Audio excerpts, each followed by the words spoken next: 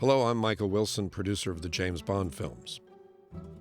What you're about to see are interviews conducted on the set of License to Kill with my stepfather, producer Albert R. Cubby-Broccoli, stunt coordinator Paul Weston, parachute stunt coordinator B.J. Worth, and actors Carey Lowell, Robert Davi, and Timothy Dalton.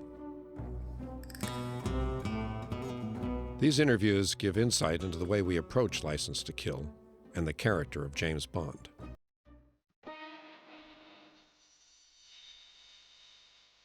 Timothy Dalton is definitely a different James Bond than we've seen before because he's very human. I was extremely pleased. He's a very fine actor. And this, we tried to get him before a couple of times. He's a great pool player. He wiped me out a couple of times in pool. He was very cagey with that. I'll never forgive him. He's very serious about his role and he gives it a lot of concentration, and he also wants to work everything through, and he doesn't ever stop thinking about it or how to make it better, and that always comes across and is helpful to me because if he's concentrated on it, I'm concentrated on it. We'll hit the tequila, and then to his surprise, I wasn't surprised with him, but we started doing, we'd go off into poetry readings and read Shakespeare together and different other bards, other poets. He felt he was a bit too young when I talked to him earlier, and didn't want to compete that way. But now he's stepped into the role, he's quite happy. I think he's quite happy. First one you look to sometimes on the film is the director, to create an environment for everyone to live in, for the creative juices to flow. John Glen is very sympathetic to us. He's very aware of the dangers that the scripts call for, really hairy stunts. And he wants to achieve them, the same as we do, as quickly and as safely as possible. So he's very good for us. He's an ex-editor. He knows what we can do with the camera, and he knows how to make it a bit more comfortable for us to be able to perform some of the stunts. The most you could hope for with the director is that he puts a net under you, and you know that you can have that security in terms of your own work, and that somebody has a very keen eye and sees what you're doing and encourages that. So I was very pleased. The character that I'm playing is very much of a modern woman. She's very self-sufficient and independent, and she doesn't really need a man to make her life complete. Well, that would be nice. Initially, 25 years ago, starting from then, you had a series of films with some very good actresses, and I think the parts were more fleshed out. I mean, you can't say that Diana Rigg is not a three-dimensional actress.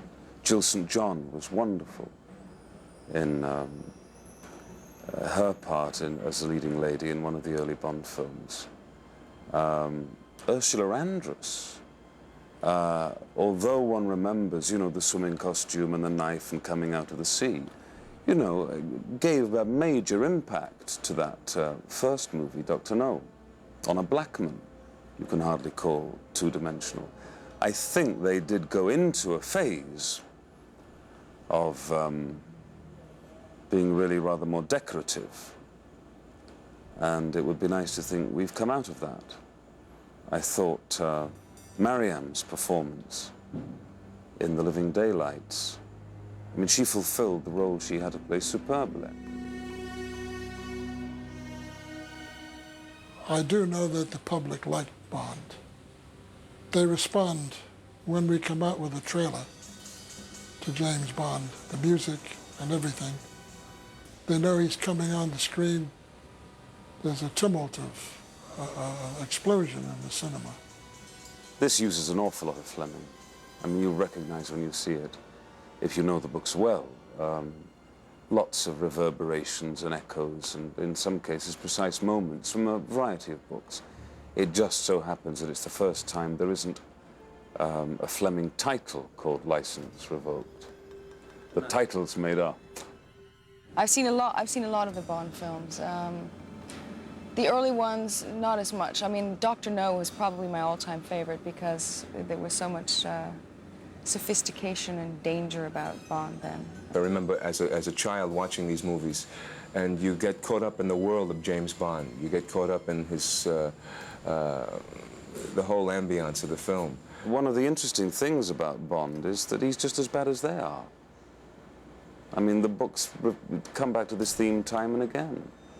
I think that's one of the reasons why maybe if we talked about The Living Daylights before, this theme of acidity, malaise keeps creeping back into each of the books. The real sense of distaste for who he is, what he is, and the world he's working in, because he's old enough to recognize himself.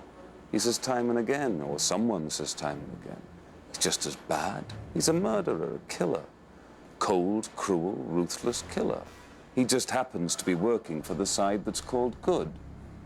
Where Fleming is special is that he gives this man a completely opposite side and makes him very human and makes him one of us.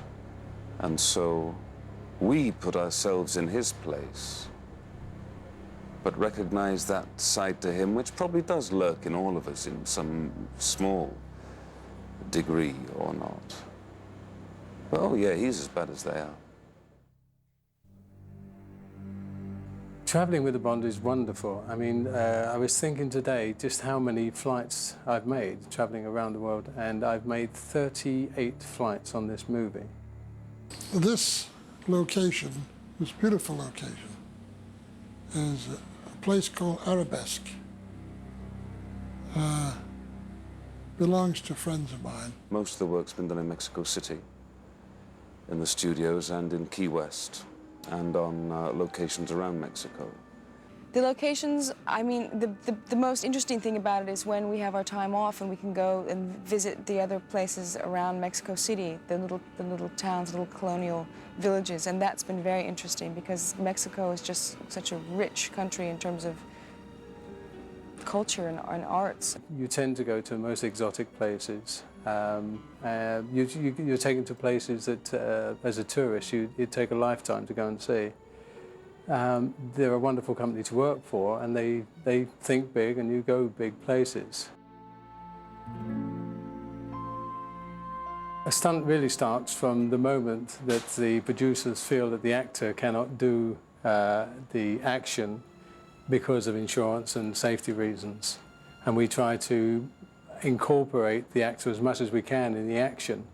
I think the stunts in License Revoked are every bit as exciting as any of the past Bond films. What we try to do is make them look dangerous as possible, but we try to make them be as safe as possible and minimize the risks. My job on the film is to take the script, have a look at it, and do a breakdown for the director and the producers to let them know exactly how much it would cost and how difficult or easy some of the stunts are going to be. Nobody should really know how our effects are achieved. I think it puts a wrong slant on the movie. If you take a particular moment, action moment in the film, and everybody in the audience knows, oh, well, that wasn't Timothy Dalton doing that, that was his stunt man. I mean, it's not a good thing. It takes believability away from that moment. On the other hand, if someone says, oh, that was Timothy Dalton, he did his own stunt, well, that's bad for the movie, too. Some actors are more capable than others of performing their own action. Timothy has this wonderful gift of being able to do much more action than a lot of actors. He's very comfortable doing things.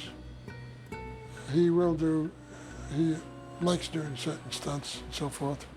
We won't let him go too far because there's a danger of his getting hurt and interrupting the continuity of the film. But no, he's quite happy, and he's very careful if he does a stunt. And it's just a matter of slowing him down and saying, no, this is as far as you go.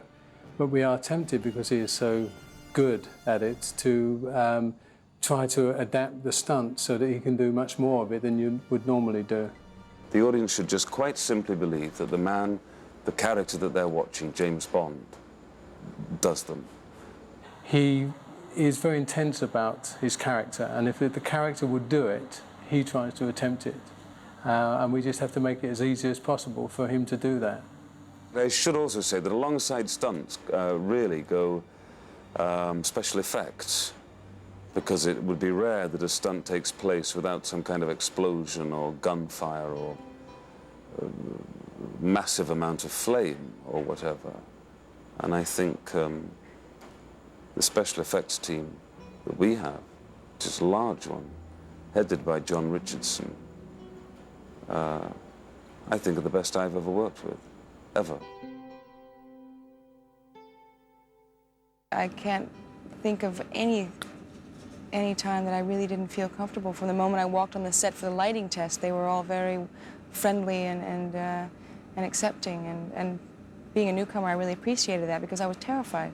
And there's such a secure feeling with everyone involved that they then help make the newcomers feel much more relaxed and accepted into that group. When I came to this project,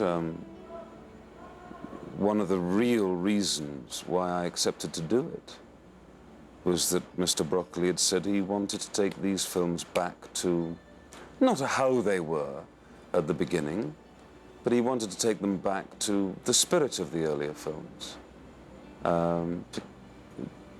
Back to that style, back to capturing what those films had, and what in fact those films had was they actually contained the spirit of Ian Fleming. They were very much like the books. They were damn good, interesting, romantic action, mystery thrillers.